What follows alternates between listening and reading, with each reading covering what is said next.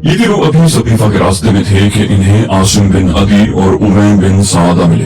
ये दोनों सकीफा से आ रहे थे और अंसार ने इन्हें ये कहकर अपनी मजलिस से रुखसत कर दिया था कि तुम यहाँ से चले जाओ, क्योंकि जो तुम चाहते हो वो ना होगा। जब उन्होंने हजरत अबू बकर, हजरत उमर और अबू उबैदा को आते देखा तो कहने लगे, आप लोग अपना काम करें और अंसार के पास मत जाएं। हजरत उमर ने कहा, ये नहीं हो सकता, हम जरूर जाएंगे। चुनाचे ये तीनों हजरात सकीफा में पहुंचे। अंसार की गुफ्तगू और बहस अभी जारी थी। उन्होंने न तो साथ की बैत की थी और न किसी मुत्तफिका फैसले पर पहुंचे थे। अंसार ने जब उन तीनों को देखा तो बड़े परेशान हुए और बिल्कुल खामोश हो गए। हजरत उमर ने पूछा, ये शख्स कौन है जो दरमियान में कंबल ओढ़े बैठा हुआ है? लोगों ने कहा, ये साद बिन उबादा है और इस वक्त बीमार है। हजरत अबू बकर और उनके दोनों साथी भी अंसार के दरमियान बैठ गए। जब ये तीनों मुहाजिरीन इत्मीनान से बैठ गए तो अंसार की परेशानी कुछ कम हुई और उन्होंने मोहरे सकूत तोड़कर उसी किस्म की बातें शुरू की कि खिलाफत सिर्फ उनका हक है और ये हक उन्हें मिलना चाहिए। हजरत उमर कहते हैं, मेरे पास बातें सोच रखी थी जिन्हें मैं उस मजलिस में बयान करने का इरादा रखता था, लेकिन जब मैं तकरीर करने के लिए खड़ा होने लगा तो हजरत अबू बकर ने कहा, जरा ठहरो, मुझे बात करने दो, उसके बाद तुम भी अपनी बातें बयान करना। असल में हजरत अबू बकर को डर था कि कहीं हजरत उमर तेजी में ना हो जाए, क्योंकि ये मौका तेजी और सख्ती का न था बल्कि नरमी और बुर्दबारी बरतने का था। हजरत उमर हजरत अबू बकर की बुजुर्गी और उनकी सबकत फिल इस्लाम का लिहाज करते हुए बैठ गए और हजरत अबू बकर तकरीर करने के लिए खड़े हुए। उन्होंने हम्दो सना के बाद रसूलुल्लाह और आपके लाए हुए पैगाम का जिक्र किया और फरमाया, अरबों के लिए अपने आबा और अजदाद का दीन तर्क कर देना निहायत शाक था और वो ऐसा करने के लिए बिल्कुल आमादा न थे। उस वक्त अल्लाह ने आपकी कौम में से महाजरीन अव्वलीन को आपकी तस्दीक करने, आप पर ईमान लाने, आपकी दिलजुई करने और अपनी कौम के मजालिम को सब्र से बर्दाश्त करने की तौफीक अता फरमाई। हर शख्स उनका मुखालिफ था, उन पर जुल्म सितम के पहाड़ तोड़े जाते थे, उन्हें बदतरीन ईज़ाएं दी जाती थी, लेकिन वो कम तादाद और कसरत दुश्मनों के बावजूद मुतलक खौफजदा न हुए। वो इस सरजमीन में अव्वलीन अशखास हैं जिन्हें अल्लाह और उसके रसूल पर ईमान लाने और इस तरह अल्लाह के हकीकी बंदे बनने की तौफीक मिली।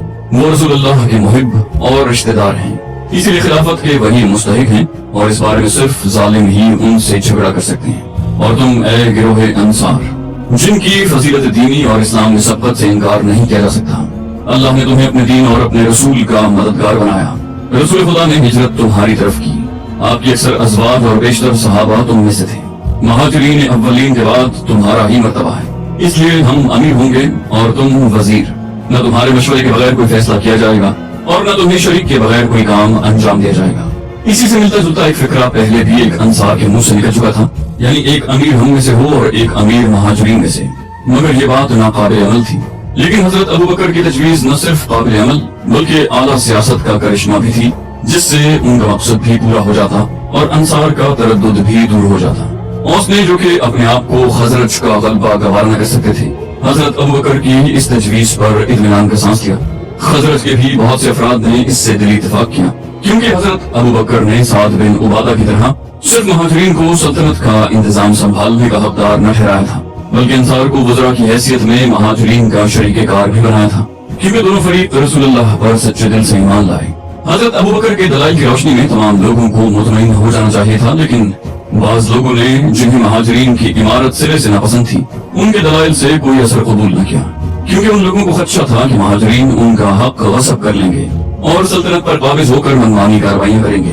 चुनाचे उनमें से एक शख्स खड़ा हुआ और कहने लगा, हम अल्लाह के अंसार और इस्लाम का लश्कर हैं और तुम ए महाजरीन हमसे कलील तादाद हो, लेकिन अब तुम हमारा हक गसब करना और हमें सल्तनत से महरूम करना चाहते हो। ऐसा कभी न होगा। ये सुनकर हजरत अबू बकर के माथे पर बल न पड़े और वो बदस्तूर अपने धीमेपन से मजमे को खिताब करते रहे। उन्होंने फरमाया, ए लोगो, हम महाजरीन अव्वलीन अशखास हैं जो इस्लाम लाए। हसब और नसब और इज्जत शर्फ के लिहाज से भी हम तमाम अरबों से बढ़कर हैं। इन तमाम बातों के अलावा हमें रसूलुल्लाह के करीबी रिश्तेदार होने का फख्र भी हासिल है। हम तुमसे पहले ईमान लाए और कुरान में हमारा जिक्र तुमसे मुकद्दम है। अल्लाह फरमाता है, वस्साबिकूनल अव्वलून मिनल महाजिरीन वल अंसार, हम महाजिरीन हैं और तुम अंसार। तुम दीन में हमारे भाई, गनीमत में हमारे शरीक और दुश्मनों के मुकाबले में हमारे मददगार हो। बाकी तुमने अपनी फजीलत का जो जिक्र किया है उससे हमें इनकार नहीं। तुम वाकई उसके अहल हो और रूए जमीन पर सबसे ज्यादा तारीफ के मुस्तहिक। लेकिन अरब इस बात को कभी न मानेंगे कि सल्तनत कुरैश के सिवा किसी और कबीले के हाथ में रहे। इसलिए इमारत तुम हमारे सुपुर्द करो और वजारत खुद संभालो। لیکن اس پر بھی انصار کے ایک طبقے کا جوش و خروش ٹھنڈا نہ ہو سکا۔ چنانچہ حباب بن منذر بن جموح اٹھے اور کہنے لگے، اے انصار، عمارت اپنے ہاتھوں میں ہی رکھو، کیونکہ لوگ تمہارے موتی ہیں۔